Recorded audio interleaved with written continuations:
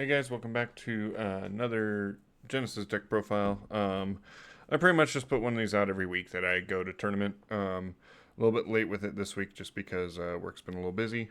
But yeah, this week, keeping in theme with playing something new every single week, we are playing Dragon Rulers.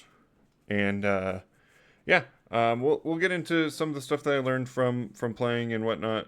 I think the deck is nearly perfect. There's just a few things I want to play and changes I want to make. But without further ado, this is what I played. I took second overall, and I just lost the mirror match. So, but that guy, I mean, he's grinding Dueling Book and all that other stuff, and he taught me a lot as well. So, without further ado, here we go. Um, as always, going in depth with what the cards do and why I'm playing them, because that's what I look for in a deck profile as well. So, right off the bat, 3 Spectral here. This is one of, if not the best, openers that you can have. You want to see this card as often as possible. Discard it and a dragon or a light monster to search for 2 dragon rulers with different names. 9 times out of 10, you're grabbing a baby and a big ruler. But, you know, there's other things. You can grab like a Nebula's or Nebula and a big ruler or what have you, depending on what you have in your hand. The other effect the Nebula also has is banish it in a dark or a light or a dragon from your graveyard to Reborn Chasma. That almost never comes up. I have never used it, and yeah, so I think this deck is much better in Genesis because Ash isn't running around to ruin your day when you try to activate Spectral. After that, we're playing 1 Nebulas. Nebulous discards it and a dragon or a dark monster to target 2 dragon rulers that are banished with different attributes and special summons them. So, definitely not a card you want to see often. Most of the time, you just want to search it, if anything. And you have a bunch of different options for searching this card.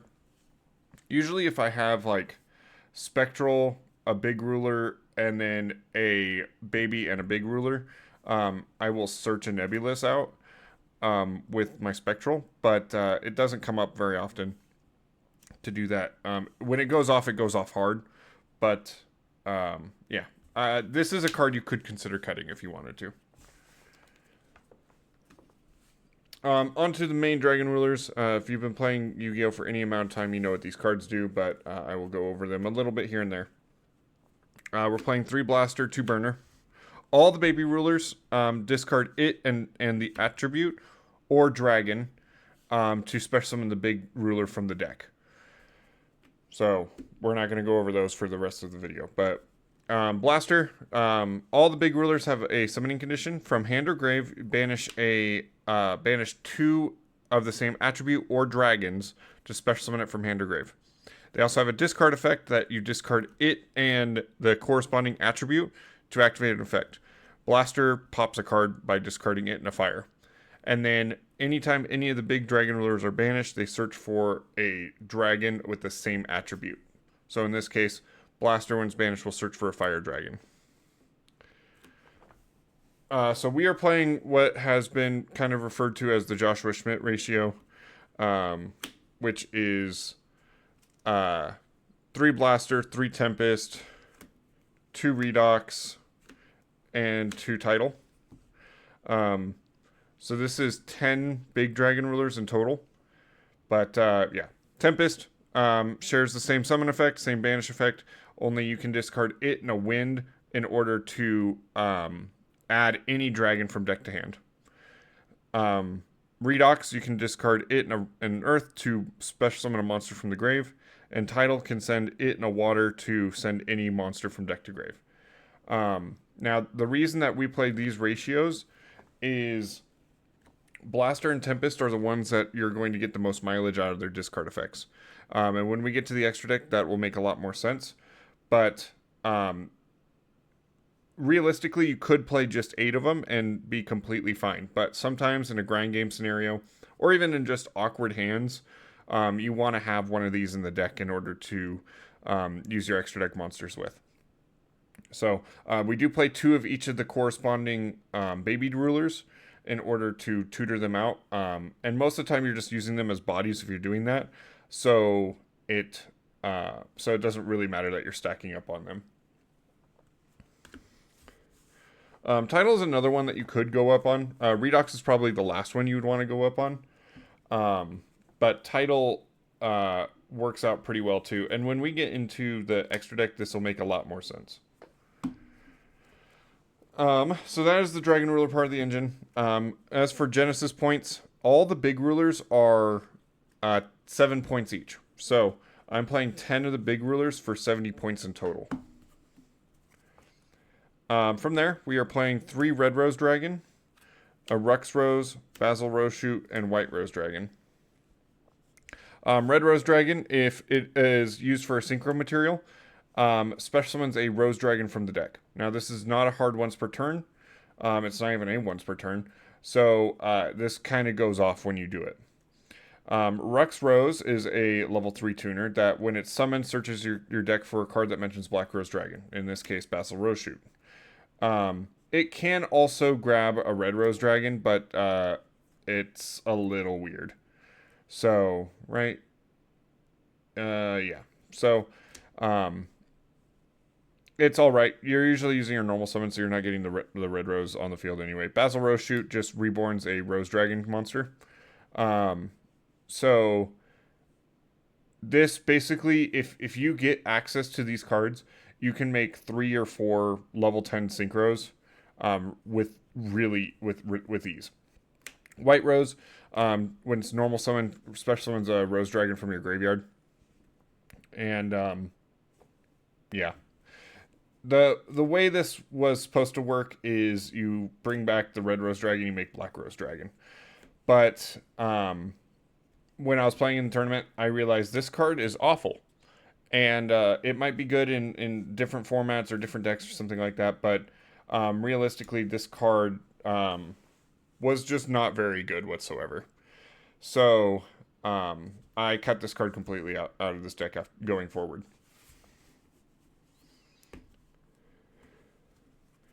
And then we have one more kind of engine here, and that is the Armed Dragon Thunder engine. Now, these are only here for one effect on these cards, and that is if they are sent to the graveyard to activate a dragon monster effect, they gain an effect. Level 3 over here draws a card. Level 5 adds a level 5 or higher Wind Dragon from deck to hand, so this can search Tempest. And then level 7 adds any Armed Dragon Thunder card from deck to hand. And then we're playing Pile Armed Dragon. Pile Armed Dragon, you discard a level 7 or higher dragon or another Wind Dragon from hand to the graveyard to special summon it. And then you can target a monster you control, send an Armed Dragon from deck to grave, and boost it by the attack or the level times 300. So this is pretty good. It acts as extension, and it's kind of a baby ruler in a way, but I don't know. I haven't found a want to play 2 of these guys. Some lists do play 2, and realistically, this is the best one that you want. Just drawing cards is really good, but it also just acts as good fodder. Sometimes in this deck, you just like kind of run out of hand advantage, and that's why I wanted to play the Armed Dragon Thunders, specifically these 2, because I wanted to, if I activate a baby ruler, be able to do like follow up with more baby rulers throughout the turn. And these kind of give you that ammo to do so.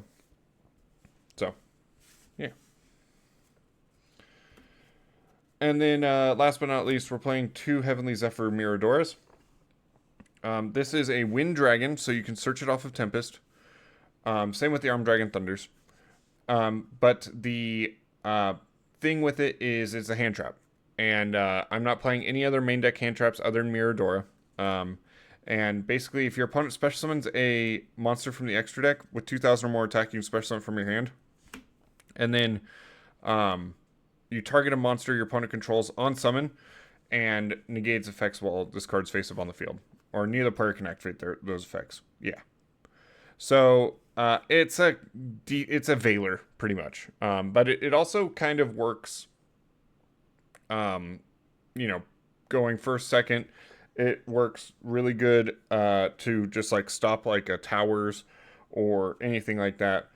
Just a big guy. Sometimes you just like summon this guy, make sure that your opponent has to Baron Defleur or any kind of like good extra deck monster. So um, this card did all right for me. I didn't see it too often. I like it in theory, especially in conjunction with some of the other cards that I'm playing. But I'm not sure if I would play it going forward. I think this is a cuttable card. But I mean, they also look really pretty in the Starlights. Anyway, that is all the monsters. Large monster count here, and that is mostly just because you want to see as many monsters in your opening hand as possible. So we'll get to that in the sighting habits and stuff like that. But yeah, playing 3 Here There Be Dragons. This reborns a Dragon Ruler from Grave or Banish, and then immediately exi summon into a Dragon Ruler monster.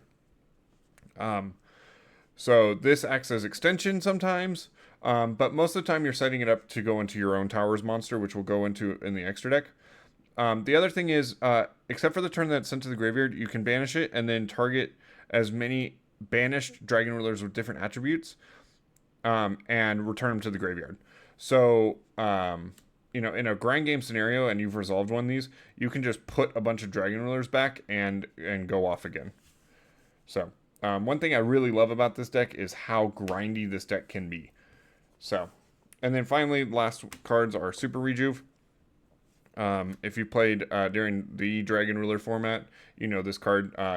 Each time, or during the end phase, you draw a card for each dragon that was discarded or tributed from hand or field. So, all the baby rulers, discard it and another dragon. If you're proccing Spectral, if you're proccing like Tempest to Search, or heaven forbid you have to proc a Blaster or something like that, this card draws like 2 to 6 cards on average. But the big thing about this is, first of all, it's only during the end phase that you draw them. And second of all, it's not hard once per turn. So you could realistically do this, draw 4, and then if you draw a second one, you can activate it and draw another 4. That is why I wanted to play the Miradora, is to have a hand trap to play with it. This never really came up. Either I was emptying my hand, and so this was just getting me more resources to use on my following turn, but it never popped off in the way that I wanted it to. And the other thing is, this card only counts the monsters that you send, so even in the mirror, it wasn't very useful. So I could consider cutting this going forward. I really like the idea of it. Maybe it's just like need to play some more like really good hand traps with this, but it's tough, especially with the Dragon Rulers costing 7 each. Even if you played 8 Dragon Rulers for 56 points, like you can't play 3 Ash and some of the extra deck tools and all that other stuff. So that's the main deck. It's 43 cards. It's cut down to 42 as of right now without the White Rose Dragon. But yeah, because every card tutors itself, minus Spectral that you want to see in every opening hand, there's not really too much of a reason to actually stick to the 40 card count. If you wanted to, you could cut down on 2 of the big rulers. You could also cut some of these Armed Dragon Thunder cards. You could cut the Super Rejuves. There's a lot of options to make this if you're hard wanting to be at 40. Anyway, extra. We're playing 2 Chasma, 2 Eclipse, and 1 Disaster. Chasma, 2 level 7 dragons. Notably, if it's destroyed, it floats into a big ruler. That's whatever. That is something that a lot of people care about when they're reading these cards, and they're like, whoa, wait, this card floats? Yeah, sure, it floats, but the big rulers don't do anything on the opponent's turn anyway. Notably, Chasma is really cool. You detach a material and send a Dragon Ruler from deck to grave as cost. And then you proc the effect of that Dragon Ruler that would activate as if it was discarded. So, Blaster destroys a card. Title sends a card from deck to sends a monster from deck to grave. Tempest searches any dragon in the game, and then Redox Monster Reborns. So, notably, this is also a once per turn, and it sends the Dragon Ruler as cost. So, this acts as disruption on your opponent's turn because you can send Blaster and pop a card. Keep in mind, it does not target when you do that. You can use this to send Tempest in order to add a dragon, notably Red Rose Dragon. So you can go into your Synchro plays. Or you can send Title in order to send another Dragon Ruler from deck to grave as well. So this card is really fun to use. It's honestly my favorite card in the deck. Yeah. If the extra deck wasn't so tight, I'd be playing 3 of these. Eclipse.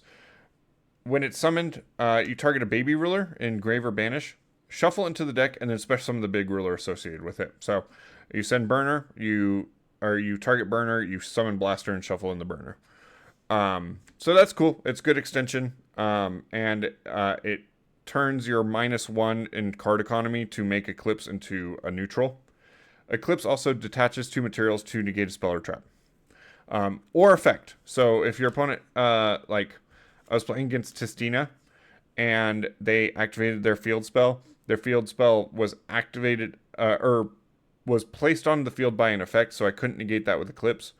But when they did activate the effect of the field spell, I could do that. And also, it banishes the card as well, so it gets around cards that like to be destroyed and stuff.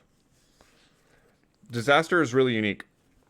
Disaster requires 2 rank 7 monsters to make, and on summon, you target as many, up to 4 dragon rulers with different attributes, 2 or 4 level 7 dragon rulers with different attributes, and attach it to him. And then you banish all monsters in your opponent's grave and on the field that have an attribute that is attached to this guy. And then if he has all 6 attributes attached to him, he gains 4,600 attack and is unaffected by other cards. So, usually what we're doing is, we're making it with these 2, summoning this, and then attaching all 4, doing a mass banish, and then he's just a big dude that is unaffected. Now, where the fun with this comes in is with Here There Be Dragons, where it becomes kind of a trap. And you can activate this, and if they've like kaiju'd a dragon ruler or something, or one of the big the Xyz monsters, you can bring them back and then overlay. Or you can just bring back any of your banished dragon rulers and then overlay these 2 and make this guy. So it kind of comes out of left field. It's really fun. I was only playing 1. I've been told I should consider playing 2. I was only playing 1 because I didn't want to make this very often. I could see an argument for playing 2, but I don't know. I think the extra deck's really tight, and there's even some cards I still want to put in here. So we're playing a Zeus. This is also taken from Joshua Schmidt's list. Basically, with Disaster, you attack with him or whatever. He's 46, but he's not doing anything once he's a big dingus. So you can slap Zeus on top of him, and you have 6 material Zeus, which is kind of fun. We're playing this guy. I'm not even going to try to pronounce him. That's the Darkest Dragon Doom Rider. He is a quick effect pop.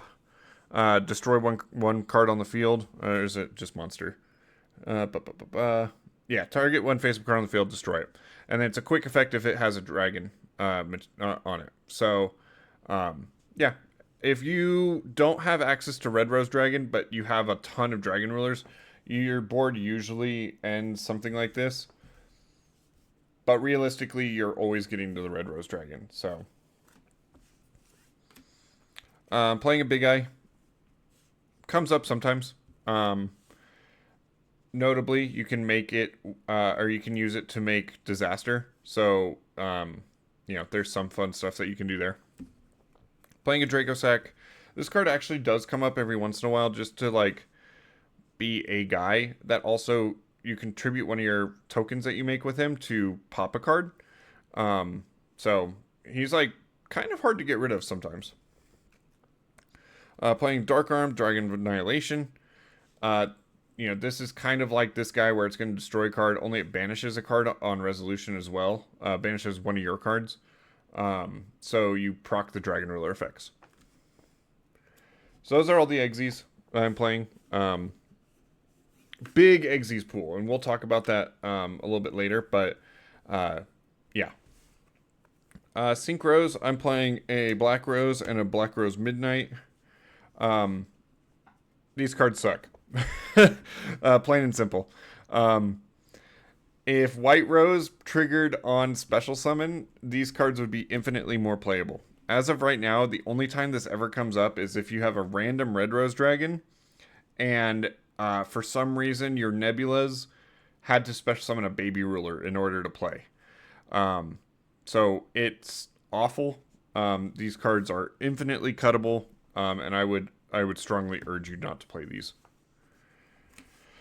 As far as level 10 Synchros, I am playing one Dissipator, one Return Zero, and one Changing. Dissipator costs 10 points.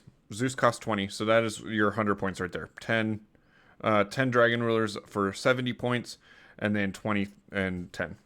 So, Dissipator, once per turn, target a banished light or dark monster special summon to your side of the field. And then when your opponent activates a card or effect, you shuffle in you target a banished card, shuffle it into the deck, and then whoever's deck you shuffled it into will decide if it either destroys it or negates it. So if you shuffle an opponent's card, it will negate it. If you shuffle in one of your own banished cards, it'll just destroy it. There's a lot of like cards that just fizzle if you destroy them, but also like there's enough cards in the game that or enough decks in the game that just like randomly banish cards, and also like eclipses can banish the cards and stuff like that. That the negate will usually be online for this card. Plus he's big, he's 35. Return Zero, another level 10 with 31 attack, and then if your opponent activates a monster effect, you banish a monster from your grave that shares an attribute with the monster, and then negate and destroy. So because you're playing so many attributes in your deck, this card is online for 3 to 5 to 6 sometimes different attributes at a time. It is a hard once per turn per attribute, but keep in mind it also procs all the Dragon Ruler effects as well to search. Changing, Big Bungus. This is just like the last one I usually go into, but it gains 100 attack for every banished card. Your opponent's monsters lose 100 attack for every banished card. And then when a card becomes banished, he procs, and he will banish a card from your opponent's field and graveyard. And then if you would be destroyed by battle or card effect, you can banish a card from your graveyard instead. So typically, this is what your end board looks like going first. But if you encounter interruptions, it might just be this. So.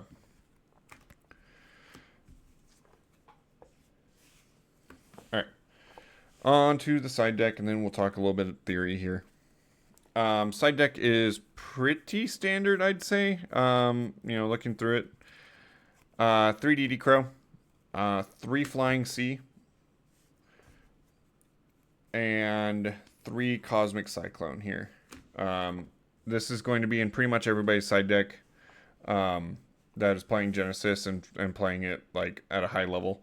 The only thing I will say is it feels pretty bad going second to have DD Crow or Flying Sea, because you do really want the cards in your hand. When I was playing the Mirror, I had these 2 and then 2 Dragon Rulers and a Here There Be Dragons in my hand, and that doesn't do a lot because I had to burn both of these cards, and like there was nothing. I had 1 Dragon Ruler I could summon.